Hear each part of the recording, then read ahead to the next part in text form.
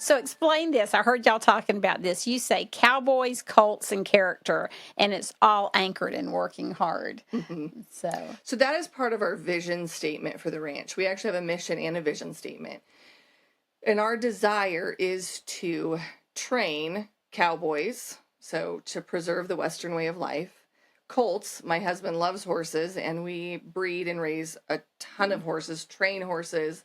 But then a huge part of it also is training our boys in character, in godly character, who God has created them to be. So that's kind of our crux, is we're raising cowboys, Colts, and character. And that's true of people that come on to the ranch that want to do life with us. We have opportunities for interns and other ranch hands that just really want to see that life. mm-hmm. And that's part of what we're doing, is we're trying to help people understand where their food comes from, the Western heritage, and then also help, because they just get absorbed in our family. When we have interns here, ranch hands, we're doing Bible study with them. They're eating with us. They just do life with us. Right, Sometimes they have to do a little discipline too, just like our boys. But that has been kind of our foundation as far as our vision for why we're doing this and why we live here.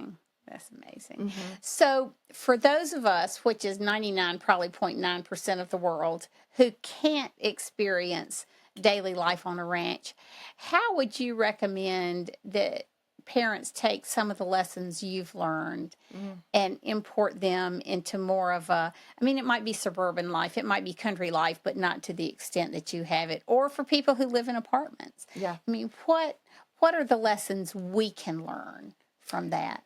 Well, on a very practical side, Zan, I do believe that everyone can grow one tomato plant. You don't have to have a full garden, but grow yourself one tomato plant and teach your children, watch them, see how it grows. They are fascinated. I've got my greenhouse downstairs. It's a little, it's not an outdoor greenhouse. It's just to get my seedlings started. But my boys, even the 17-year-old is still like, wow, look how much it grew from yesterday to today. So I think you can just start with something very small. If you do want to teach your kids how to make butter, just go buy some heavy whipping cream at the store. You don't need the dairy cow. You don't need that. Just go to the store and get it to room temperature, beat it for about 20 minutes, add some salt. Salted butter's better. And then you've got butter. So, you can do these things still in your kitchen. You don't have to have thousands of acres and hundreds of cows. You can just start really small. We do find that there's value in producing our own food. And we've seen that, in the last 4 years since let's call it the pandemic. I have a different favorite word for it, but let's call it the pandemic. People saw food supplies being just decimated, or toilet paper, whatever it was. I haven't figured out how to make my own toilet paper. I don't want to, but we can each do something really small in our home. And I think it teaches kids, first of all, it takes time.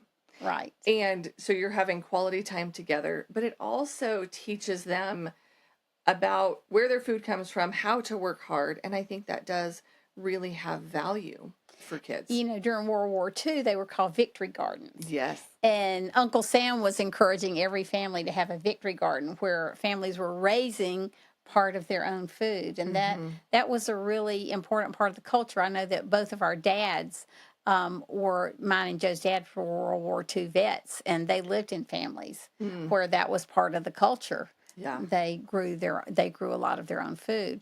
And so it's pretty amazing. We get so far from that in our urban suburban culture that sometimes, the kids grow up not knowing where the meat and the milk comes from. Right. Oh, yeah. It's on the shelf, it's in a jug, or it's the bread's in a bag, or whatever that is. There's a disconnect there that we're missing, adding value to their knowledge base. And for us, because we do have a garden, my boys know how to can. They know how to do the whole process, and they complain like every other teenage boy. They don't like weeding. They don't like cutting the jalapenos and peppers and onions for salsa. But man, they love eating it all year long. And it helps my grocery bill. Yes. Well, we, Brandee and Roy and the boys fixed Joe a big birthday dinner on Saturday night or Sunday night. What night? Where the days run together. Yes. We're homeschoolers. It doesn't matter. And but most of all the food that was served was raised right here, whether it was in the It was. garden or whether it was the steaks that we ate, whatever it was. It was pretty amazing. Well, thank you, my friend. Yeah, it was sourdough pancakes, and then we had carrot cake for dessert. Yeah, and that was shredded carrots that came from the freezer from the yes, garden. So which is the worst part about carrot cake, is shredding all those carrots that you already had that time. It was amazing. made it faster and easier for all of us. Yes, for you. Thank you.